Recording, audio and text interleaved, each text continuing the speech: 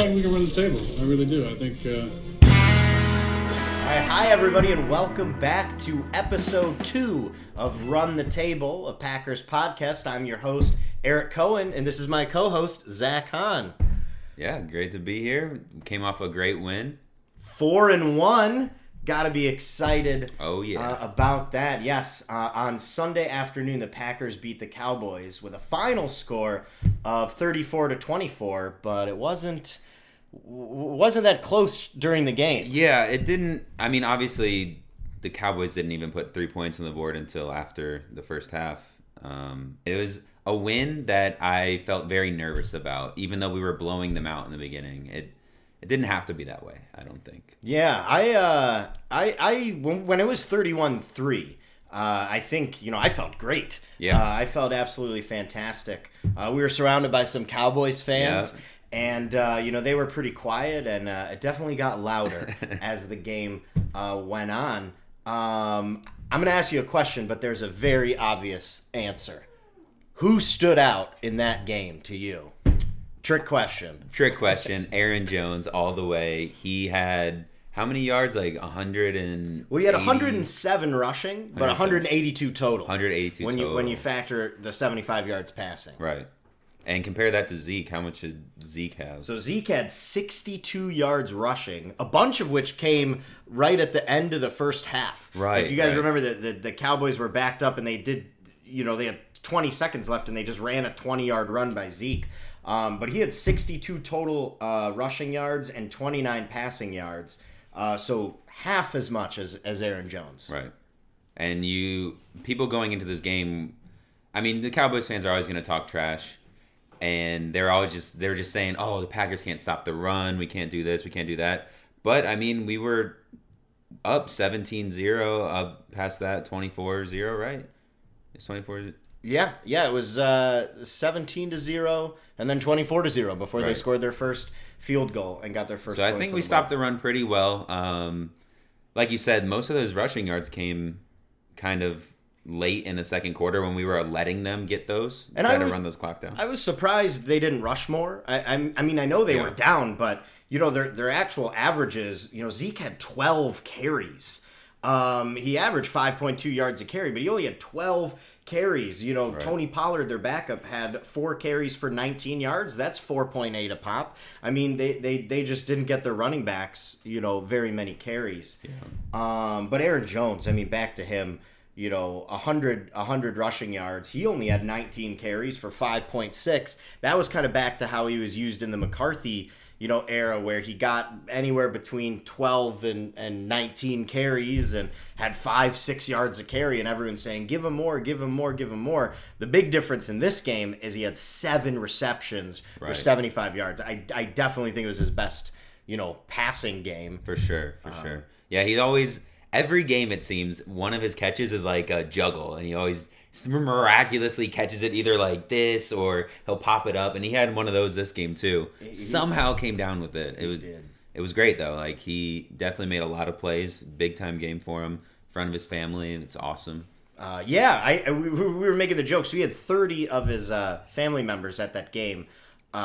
He's from Texas, including his parents, his twin brother, who I've been saying the Packers should pick up for a while. He's an outside linebacker. But we were saying that Aaron Rodgers should buy his family tickets to every game. I mean, if he's going to play that well in front of his family, have 4 touchdowns. I mean, the last Packer to do that was Dorsey Levens in 1999. And almost 5. Right. He had another 4th and 1. On the 2 or a first and goal from the 1. Yeah.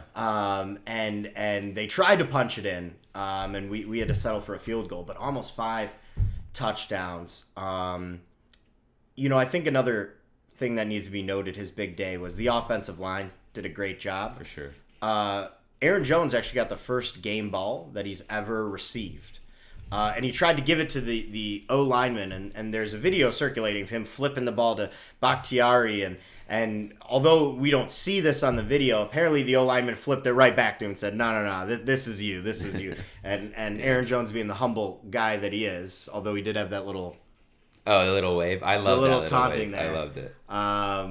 being the humble guy that he is, he said, no, that was the O-line. Because Billy Turner, we watched the film, Right.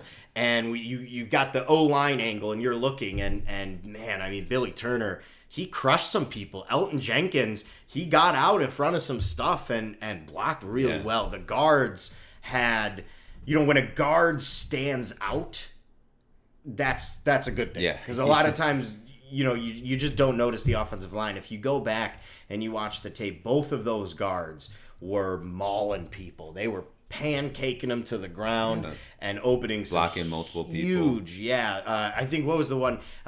Billy Turner, he had blocked three people. He blocked the defensive lineman, shoved him down, got on one linebacker, and they got down the field, and like it was hitting a safety, and it was like, man. Hitting everyone, creating a big old hole for Aaron to run through. It was really well played by the line, and we even had a substitute on the line. That's true. Yeah, Lucas Patrick. And of course, we're all going to notice the wayward snaps.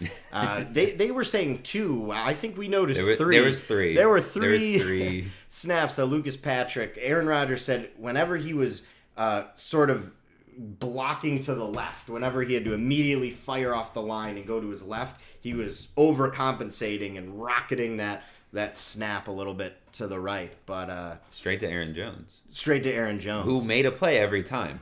Like, there was never a lost yardage on those faulty snaps. So I think it's a very good heads up play by both Aaron Rodgers and Jones. Yeah. Not only was it not a turnover, okay? I mean, that easily could have fallen on the ground. Yeah, easily. It easily could have been a play that Aaron Jones gets and then just kind of runs for 2 yards. He was turning those botched snaps into 15-yard gains. That almost makes you think, like, is LaFleur gonna like incorporate that a little? Maybe like that could be an actual play call. We'll see. I mean, okay, there's the Wildcat. I know it's a little cheesy, but I don't think you want to. But I mean, we're all about the cheese, right?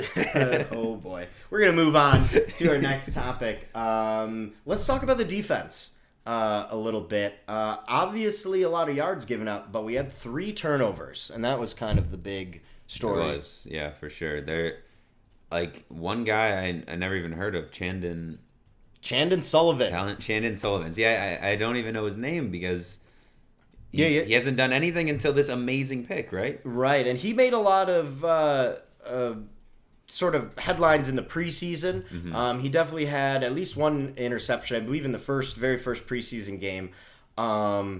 And kind of an interesting story on him. So apparently he's been doing well in practice, but he had a big week in practice, and he made this really acrobatic interception in practice this week, causing him to maybe get some playing time. We didn't know Kevin King, what his status. He was doubtful this week, and sort of miraculously, got better before the game. But Chandon Sullivan was getting a lot of the reps in practice, and he makes this great play, and he gains all this confidence, and then, of course, goes and makes a remarkable athletic play in the game. Beautiful. He stretched out for that thing, and I was like, oh, man, I wish I could do something like that. That guy was an acrobat. He was just... Yeah, and we catch. Broke this play down quite a bit, actually, because, the Jair Alexander, he had the first interception, pretty straightforward. Dak throws the ball behind the wide receiver, could have been a touchdown, but the ball, tips off his hands, falls right into Jair's lap. Kevin King with his interception, really good press coverage, kind of knocks the wide receiver off his route, makes a great interception. But the Chandon Sullivan interception, it was revealed in the interviews that was a sort of a Petten schematic play. Chandon said that they had been playing a lot of man throughout the course of the season, and the Dallas Cowboys were going to expect man, and they figured the Cowboys would try some man beater concepts.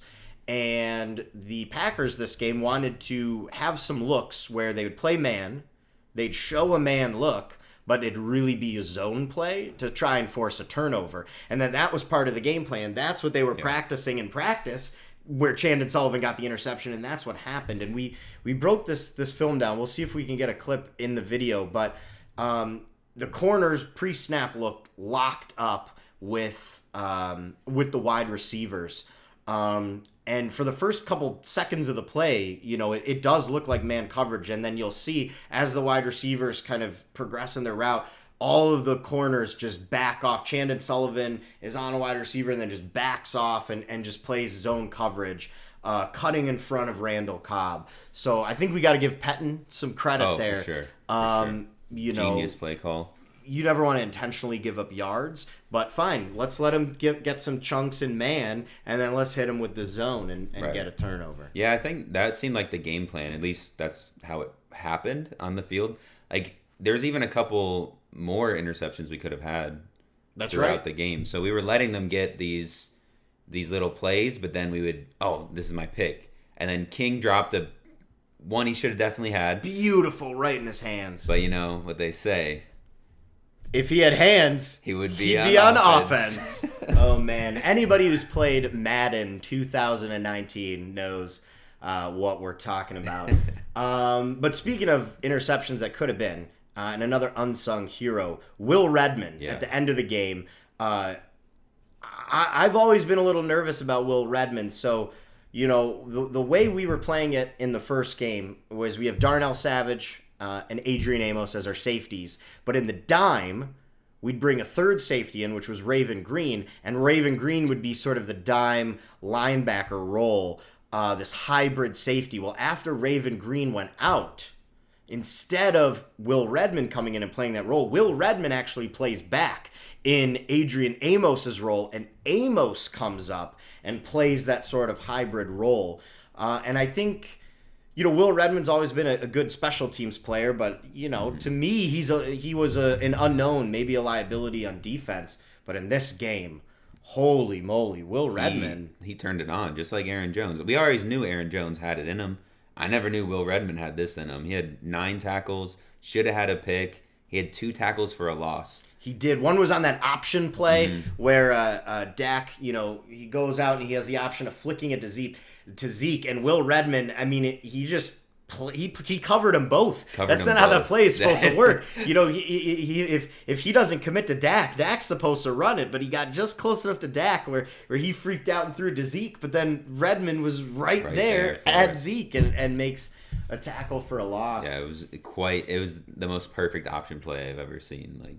On the defense anyway. Yeah, and he still played on the core special teams units and made a bunch of special teams tackles as well. So I think Will Redmond, pretty obvious answer for player on the rise or unsung hero, sure. someone definitely finally stepping into his he definitely own. stepped up. Yeah. Real quick, I do want to point out on the defense, we didn't blitz a lot this game. It was a lot of 4-man pressure. We looked on the film, they would have the outside linebackers, we'd have Za'Darius and Preston, the 2 Smiths. They'd usually sub them both out and put Fackrell and Gary, the rookie, in at the same time. We had sort of 2 platoons. There wasn't a rotation in the most traditional sense. It was you got the Smiths and you got the backups, and you got the Smiths, you got the backups. We ran a lot of stunts as our D linemen did. But we did have one really unique look. We had one package, and I want to see more of this because I love the creativity from Mike Pettin. He had Kenny Clark, Dean Lowry, and Tyler Lancaster lining up. It was like 3 huge, our biggest D linemen, 1,000 pounds. No real speed, quick twitch guys. No Montravius Adams or Kingsley Kiki. And then all the way off to the side, you had Za'Darius Smith and Preston Smith coming off the edge. So you got this big, you can't really run because you got this big line in front of you, and you got this double dog pressure coming from the side. And then Preston, as he so often does, drops back into coverage, covers the quick read, which was the tight end.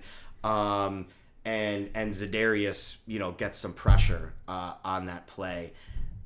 Not a ton of sacks, 2 for Za'Darius and 1 for Preston, but some pressure. A lot of pressure. Like you said on that play, these 3 monsters of men just pushed the entire O-line and collapsed everyone around Dak, and he had nowhere to go with it. Like, there was just too much in his face. Yeah, you'll hear the term collapse the pocket. If you want a textbook example of a pocket collapsing, go check that play out from the fourth quarter of the game. What about some concerns, Zach? I mean, it's great to be 4-1, but, we're not perfect by any means. Yeah. What are some concerns you might have? Well, I'm definitely not concerned with our running backs. It seems like we've got a really solid lock on one. But with Devontae being out, is kind of obvious that we weren't getting. We don't have a wide receiver to turn to when Devontae's gone. We talked about this in our last video, that was something we weren't sure how that would manifest itself. And it came true. I mean, thank God for Aaron Jones. He had 75 receiving yards. Yeah, he was our number one receiver, was he not? Here we go. Number 2 receiver, Jimmy Graham, 41 yards. And the next receiver, Geronimo Allison, 28 yards. And then everyone else, Rodgers spread the ball around. Okay, we had 9 different receivers catch a ball. But, Jimmy Graham with 41 yards. I mean, who's going to step up going forward? I don't know. I was hoping it'd be Geronimo, but he's had a couple big drops this game. He did. He had 6 targets and only 2 catches in that game. Not all 4 of those were drops, but right. I think it was just 2. I think it was just 2 drops. I mean, he was getting hit as the ball hit him. It was good defense, but you got to hold on to those. Darius Shepard had another big drop in the end zone. Yeah, we disagreed on that play a little bit. Yeah.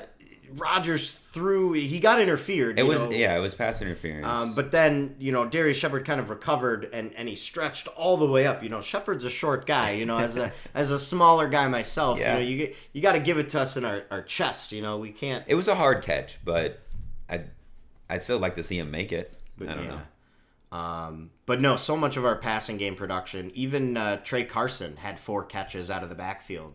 So a lot of our production, 11 of the 22 receptions, half of our receptions. And that's not even counting the one by Vitale, the fullback. So over half of the receptions came out of the backfield. Mm-hmm. I mean, someone has got to step up, at wide receiver. MVS, Geronimo, Jimmy, I want to see someone step it up because that is a legitimate concern. There's going to be a team that has the scheme or the linebacker, or they'll be able to match up against our backs at some point. And it's going to cause a problem if we don't have a wide receiver who can take that next level. I'd really like to see Tanyan. He had a really nice catch in this game. He did, and he got injured. He had a hip injury on that play. Injuries have to be a concern. Right. Speaking of concerns, I mean, Corey Linsley goes out with a concussion. Kevin King didn't finish the game. Zadarius was down multiple times. Yeah, Zadarius, he was down 3 separate times. I think the last one he was just fixing his knee brace. I don't think it was like a new injury. But it's still concerning. Yeah, luckily Lucas Patrick came in for Corey Linsley, although, like I say, he had some good plays and some bad plays. But, Aaron Jones goes down in that game. Another Jimmy Graham goes down. I don't know. I just feel like on offense, especially at our skill positions, it's all hands on deck. What about on the defense? You had sort of a big kind of concern on the defense. Yeah. It's just the big plays that we give up. It's just we can stop them, but it seems like whenever they go deep, it's 50-50. Like, are we going to get the big play, pick, or are they going to get the touchdown? And I'd rather that not be a concern. Yeah, we're living and we're dying off the turnover. Yeah. We've got turnovers in 4 of our games, and we've won those 4 games. We didn't get any turnovers in the Philadelphia game, and we lost that game. Right. And it's good and bad, Jair looked like he was playing aggressive coverage. Okay, he got beat. We all know he got beat. He's not going to dwell on it. I don't think we should. But he was, there were some double moves where Jair was going for that interception. And, I'm sure they're going over the film and they're saying, hey, maybe don't be quite as aggressive. Right. We want these, we almost had 5 interceptions. We had 3, and there were 2 more that, one we had that was nullified on a penalty, the Will Redmond, and Kings just went through his hands. 5 interceptions. We are jumping in front of the football. Yeah, and I don't want that to go away. But it certainly looked like Amari Cooper was pulling double moves on Jair. And, and even Michael Gallup and Randall Cobb had a big play in there. big plays have been an issue for us. They have. And sure. we've got to get that corrected, especially when you're only rushing 4. I mean, we were only rushing 4, and we had all these, we had 7 pass defenders. I mean, that's not, okay, if you're rushing 7 and you've got 4 and you give up the big play, that was a gamble. But definitely a concern there. But overall, I feel pretty good about this team. Oh, for sure. I mean, no one's identity is forged in September or October. Okay, we're going to know closer to Thanksgiving what this team is all about, but we're 4-1. We got sole possession of the NFC North. We do. We got a big game coming up. Yeah, we do. Monday Night Football against the 2-1-1 Lions. It seems like there have been a lot of ties in the NFL lately, but the Lions are pretty good this year. I mean, they've been a surprise, right? I mean, I thought they'd be at the bottom, clearly 0-5, 0-4, I didn't expect them to be doing this well. Yeah, but Matt Patricia, to his credit, has got them playing good football. Yours truly, I will actually be going to Lambeau. I head out on Friday, so hopefully we'll get some live shots from Lambeau Stadium. But Zach and I are going to look at a little bit more film. We're going to break down the Lions. One thing I want to point out just before we get off, the Lions actually are coming off a bye week. Yeah. So the sort of the effect that we had against the Cowboys, where we had some extra rest coming off the Thursday night game going into Dallas. Now the Lions are going to be coming up on some rest. They've had some injuries too. Mike Daniels has been injured. Maybe Mike Daniels trying to get healthy for a return to Green Bay. Yeah. Yeah, it seems like when people make a return to play against their previous team, they usually have a big night. I mean, Cobb didn't, but I don't know. Defense is usually a different animal where you're you want to be aggressive. It's not Cobb's fault that his quarterback throws almost 5 picks, right? But that's true. But Mike Daniels could come with a little bit extra energy at us. All right. Well, once again, this is Run the Table, a Packers video series that Zach and myself are doing. Thanks for tuning in, and we'll be with you shortly with another video previewing the Lions. Take care. The Bears still suck. The Bears still suck. The Bears still suck.